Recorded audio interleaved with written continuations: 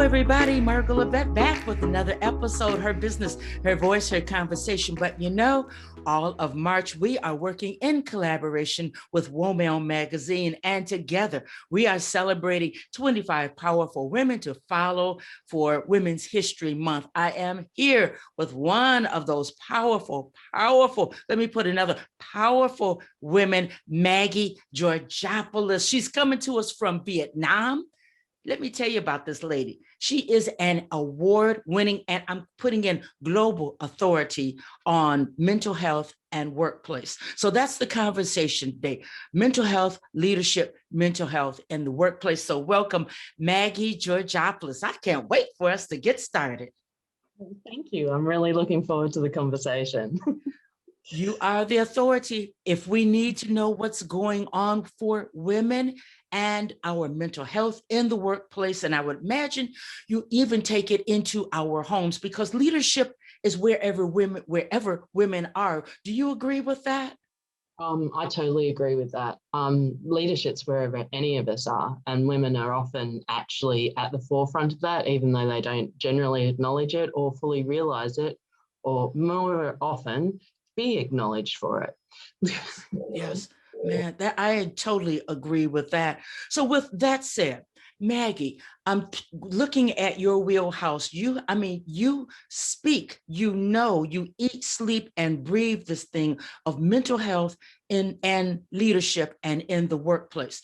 So as the global person that you are you finding that women's mental health, connecting that with workplace and leadership, are we at a crisis, a crossroads globally? I think we potentially are. And part of it is that we're not acknowledging things. And if you want to even look at from a media perspective, or even the tabloid hoo-ha type perspective, I mean, the fact that you've just had Meghan Markle come out with Harry and discuss, the level of depression that she was in, and then effectively have the world news media treat it like, how dare she? She can't claim that she's this because she's this. And they're failing to acknowledge that, mental health is not about being a princess or being rich or being famous or being a leader or being poor or being homeless or mental health is something that we all have, and we're still treating it like it's something that people should be alienated for or treated badly for, or they can't claim to have it if they don't hit a certain set of criteria. And that's just rubbish. And with everything that's going on, we don't need that sort of thing going on out there. Gotcha. I hear you. What do I hear you say, that what's going on with mental health globally is that we still do not want to acknowledge it, and we separate it from that's them, and here I am right here. But little does the world know we're all a part of mental health. Is that what I hear you say? Exactly what I'm saying. Beautifully said. You bring up Meghan Markle. I was touched when I heard that, and I wondered about the rest of the monarchy. How many people are going through that? I think about people who are not part of the monarchy. They are in families where it's taboo. You better not say you're getting therapy, or you better not say anything about wanting to harm yourself. So I see how it is a global issue. But when it comes down to our workplace, and we are expected to perform, you come from the C-suite at age 32. Let me look at my notes because I want to make sure I get this correct. At age 32, you were an executive chairman of a large agricultural company. You are committed, you were then, and you are now committed to diversity and well-being. But with that achievement, with that drive, with reaching that C-suite, you still encountered negativity. I don't even know the word I'm looking for. You still encountered the fact that mental health is something that we separate ourselves from. Will you elaborate on that? Yeah, it's the same thing that sadly, it's the same thing now as it was then. This whole idea that particularly if you're in the C-suite, but if you're in a leadership role, therefore you are supposedly perfect, and supposedly perfect means that you can't be depressed, that you can't have anxiety, that you can't have some sort of mental health disorder, which is, because people don't understand them, people feel makes you less in some way, shape or form. You're not allowed to have any of those things that make you stand out or be different. And it's really ironic because we'll go to the effort of trying to fix a workplace so that somebody in a wheelchair can access the workplace, but we suddenly think it's a problem to create space in a workplace in order to ensure that someone who is depressed, whether that be because they have a brain chemistry imbalance, which means that depression is part of their nature, or whether it's because something in their circumstances has caused that depression, or someone who's anxious because there are circumstances outside of work and inside of work that are creating that environment. We feel that if we create something to support them, that what we're doing is we're saying that it's okay to not be capable. And what we're failing to understand is that these people actually bring things to the workplace even with these conditions, which means that they do things differently, they see things differently, they operate from a different perspective, but not even taking that into account, just taking in basic common sense. Everybody has something in their life that could potentially impact them that way. And if we don't have a workplace that's willing to support that, how are we going to get people who are going to remain productive, loyal, want to be part of our workplace, feel that they want to give to it, when what we're going to do is make them feel bad if they don't fit this perfect set of totally inaccessible and unnatural criteria. It's just, and as I said, it hasn't changed. It's the same thing that was there all those years ago, and nearly 20 odd years later, I feel like we're bashing our head against the same wall. I'm watching it in the workplace that I'm currently in, where there's a mother who's dealing with the fact that her son has currently been committed because he was so depressed he was potentially life-harming. And she's feeling trapped because she's worried about what people are going to think of her. She's worried about what people are going to think of him. And part of that just takes away the energy that she could be focusing on how she can support him, on how she can get support, because do you know what? He may be the one that's being directly treated for a recognisable mental health condition, but this is now impacting her mental health and impacting her ability in the workplace. And we're failing to see all of those combinations because we're so stuck on you have to be a certain type of person to have this, as opposed to it happens to everyone, because we all have mental health. Yes. Oh. I love how you are shaping this up and letting us know that this is reality, that people every day are coming to the workplace and they're dealing with different things. This is your mission. This is your conversation. How did you take this on? And how is it that it's so very important to you, Maggie? I was diagnosed with bipolar disorder at the age of 17.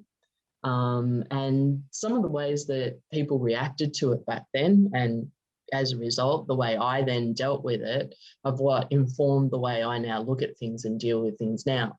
So as you've mentioned, I've had a highly successful career and continue to have a highly successful career. And contrary to popular belief, bipolar is not curable. I have it, but it is manageable. And just because I have bipolar doesn't mean that I suffer, doesn't mean that I'm constantly in a state of problem, doesn't mean that I'm constantly in a state of not being able to do things. Actually, because of my bipolar, I've actually been able to do things that within a past workplace, and I hope it does become within a past workplace, and it is a discussion that you'll notice is popping up on social media, this idea of the person that works the long hours, that he puts in the hard slog. Because of that, I naturally did that, because when I was in a hypo state or a very high state, my brain would be running at 100 miles an hour. So I'd punch out reports, punch out procedures, be in the workplace dealing with problems, and I could just kind of snap that all out. It's part of the reason I climbed the ladder so quickly. Yet, ironically, if I'd ever admitted to the fact that I had bipolar during that time, I would have lost my job within a second. Like, because suddenly I would have been damaged goods, not capable. And the fact that I was female as well, working in a male-dominated field, would have been a total wipeout, and looking at that and the way I was treated in school, I now feel that I need to speak out about that. And I need to make people understand that that's not acceptable, because people don't see me as damaged goods until they see the label. Mm-hmm, mm-hmm. This is fascinating to me. I read your article in WomELLE magazine. This is fascinating to hear you actually speak from it from the front seat. You were actually there experiencing that. My next question is, okay, there are other women in the C-suite, and God forbid that anybody knows what's going on with them. Did it exacerbate your condition when you were trying to keep it away from the powers that be? Not only did, it does. Okay, because part of the management is being able to have a set of tools in place that allow me to work around if I'm, in a manic depressive phase, which means that I'm, for no apparent reason, I'm not going to be functioning fully at that sort of state. But I have a set of measures that I use to manage that. And some of those measures include the fact that I would reduce the amount of face time I might have. So I'm very careful during those phases about how many meetings I would plan, or if I even feel like I'm kind of edging that way, I'd once again do that. And part of the reason I do that is because I'm managing my energy. And by managing my energy, then I'm able to maintain a more stable appearance within the workplace, as opposed to this appearance that everybody imagines comes with bipolar because of what's written about it in books and on television and stuff like that. And the same goes for the manic, the hypomanic phases, where I am, that brain rushing and all the rest of it. Once again, there are management tools in place. And some of those tools include the fact that as I've, grown, so back in the days when I was in the C-suite, I did do all the, extra hours, all the rest of it.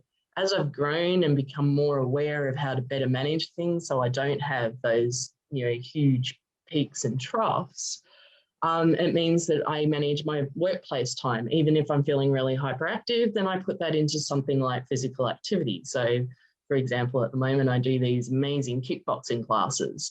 So they're ways of me getting that energy out, getting that power out, once again, managing that. So it's not all channeled into the unhealthiness of almost permanently being in a workplace. Now, I'm managing it with a recognized disorder, but we all manage things in those ways. We all naturally have highs and lows within our lives, and we need to be able to take that out of the workplace. Shouldn't be what our lives revolve around. The workplace should be what enables us to have our lives, not the other way around. And that's a big problem we've got. I hear what you are saying, and it rings a bell with a conversation I had with someone a couple of days ago. When you are work, driven, high achiever, I have to show up this kind of way. It's if you don't manage that, you're going to crash. Something's going to happen in your health. I want people to hear this. Women in particular, these are, Maggie said it, Christina said it. You can't be dogmatic and driven like that and not expect something to happen. You can have a disorder. I want to tell people about your book, Up the Ladder in a Skirt. It's obvious you were there in the C-suite, had the disorder, so you can be there. But what I hear you saying, and I love, is that you have to own it and manage what's going on. Is that what I hear you say? That's exactly what you hear me saying. And as I said, you don't need to have a diagnosed disorder to need to understand that you have to manage it. And with everything that's going on with, the global pandemic that we've had to deal with, a lot of this is coming up, and yet we're still seem to be pushing it aside or making an excuse for it. And yet we're still failing to realize that we've literally had these massive doors opened on an opportunity to reframe what becomes an operational norm in the workplace, to reframe it in such a way that we're protecting all of our staff. We remember the idea that staff need to get up for screen breaks because we don't want them to damage their eyes, or we're trying to get physical health in, so we run morning yoga and lunchtime yoga and stuff like that. And we look at it from a physical perspective, but we forget that the morning yoga or lunchtime yoga is actually really good from a mental perspective. Taking regular breaks is good from a mental perspective. Working hours, which means that you can go home and still have a good family life if you've got a family that you want to be around, is good from a mental health and physical perspective, because your mind and body are connected.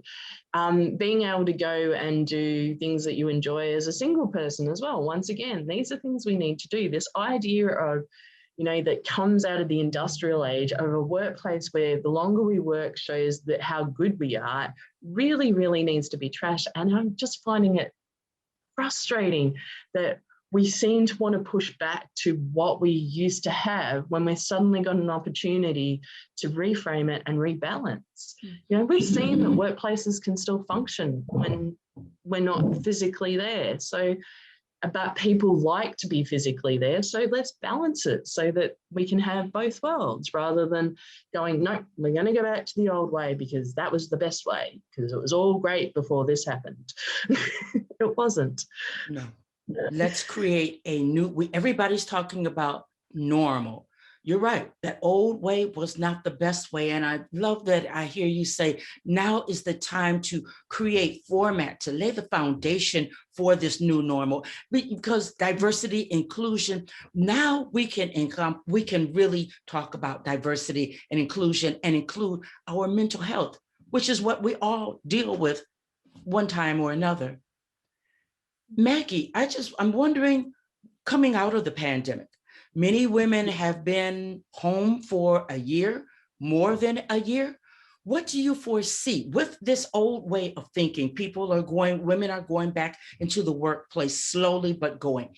What do you foresee that looking like in 6 months? Is that going to be successful, actually going back? Are we actually going to be able to go back into the office space and be all right mentally? I think yes and no. And this comes back to this idea that we need to reframe what so-called normal is.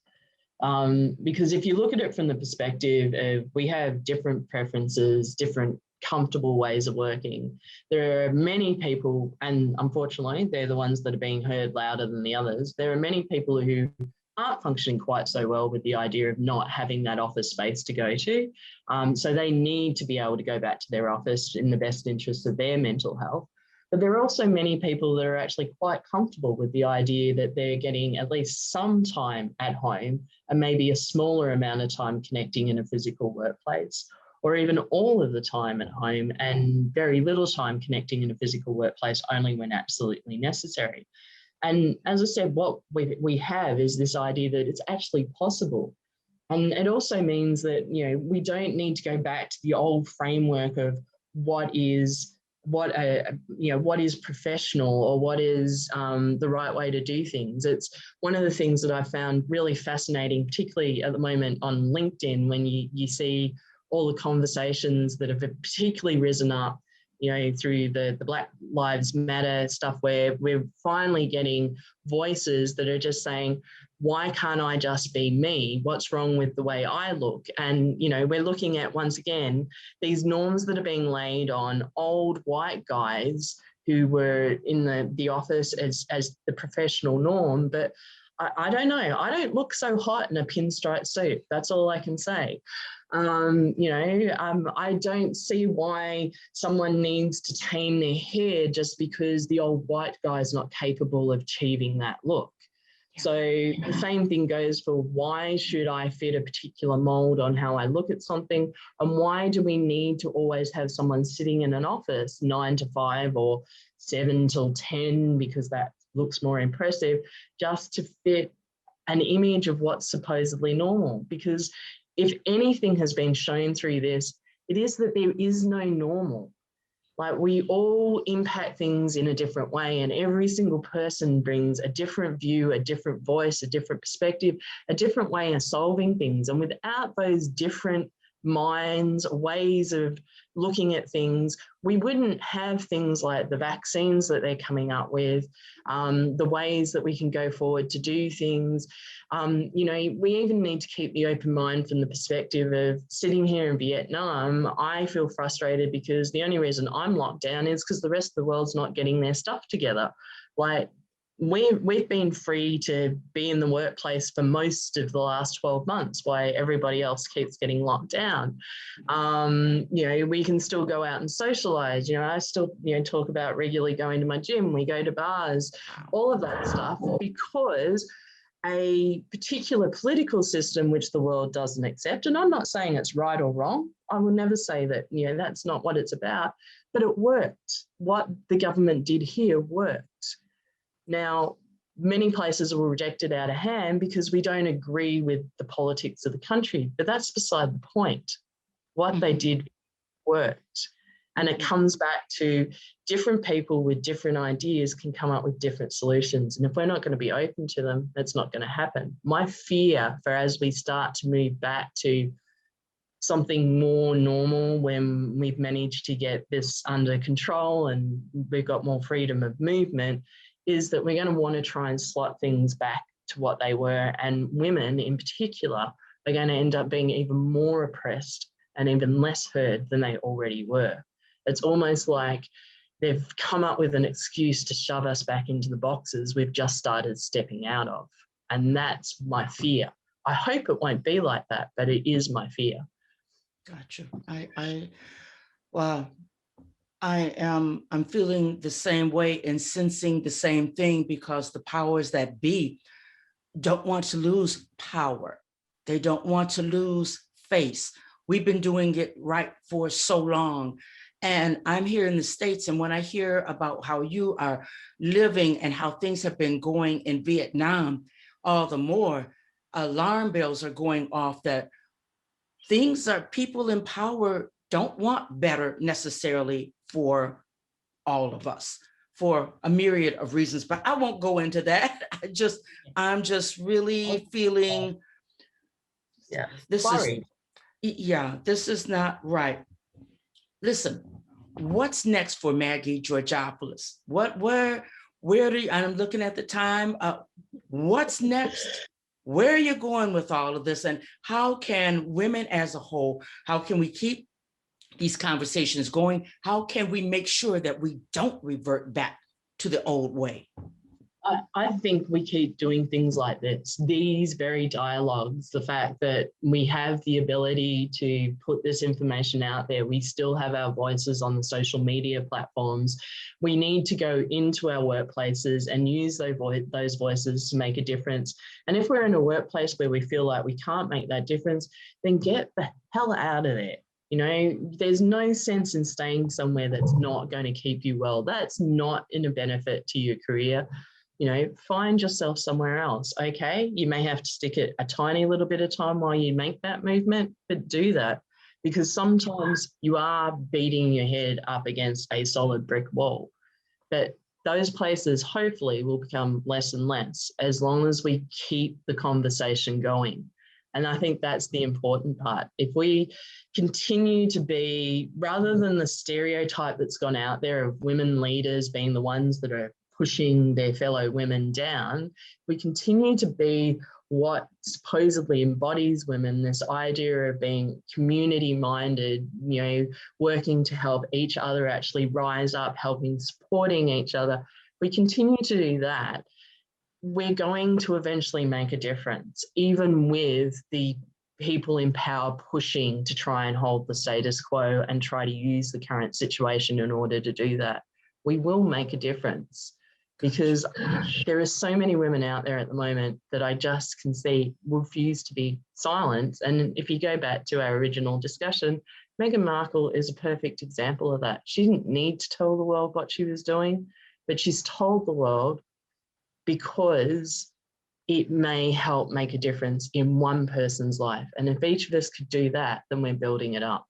Gosh, I'm going to applaud you on that. I'm applauding you on this whole conversation, but that is so important what you spoke of. We have to keep the conversation going. And as I close this out, just give me your thoughts on asking. Part of us keeping the conversation is us taking our stand and our power and asking for different things in the workplace and wherever we are. What are your thoughts on that? Just ask. Exactly. And I totally agree with that. Just ask.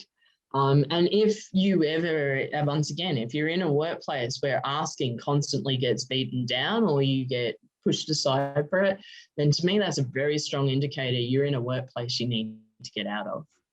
And eventually that place is going to fail, because if they constantly keep pushing people down for asking or trying to contribute or trying to help the place evolve and be better, then they're never going to be better. And if those people are moving somewhere that allows that, then the competition is going to become better. And that's what we need to remember. We have the ability to make those changes through our actions. And sometimes it feels lonely and it feels hard. And I will admit, one of my big statements often is, I'm so tired. You know, that constant needing to do it. It's like you feel like after so many years it should have changed and it hasn't.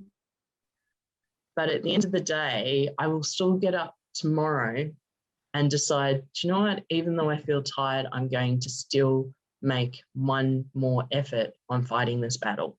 And I think that's what we all need to remember. And the fact that when we get to that point, most of us, and those of us who don't need to find it, have somebody we can turn to who totally understands what we're saying. And we can just go and let it all out and then take the step into the battle again. And as long as we keep doing that, we're going to eventually make that difference. And then hopefully our daughters and our granddaughters and their granddaughters aren't going to have to fight this battle. They can fight something totally different. And they can create something totally different, and they can be their amazing selves without having to push through all of this to get there. Mental health and leadership, mental health and the workplace. My amazing conversation with Maggie Georgopoulos. I have enjoyed this because we're not looking at it from we're looking at this on a global scale, which makes it so timely. I thank you. A million thanks. You are a podcaster, author of Up the Ladder in a Skirt, and definitely a global voice and advocate for mental health in the workplace. I thank you. Take care. And gosh, I don't even know how to end this conversation. I have about a zillion other questions, as I always do. But I think that you put it in a proper perspective so that we don't have to be in the C-suite. Wherever we are in leadership, we have a responsibility, and there's something that we can do to further this conversation. You take care, dear lady. Thanks for your time. Thank you.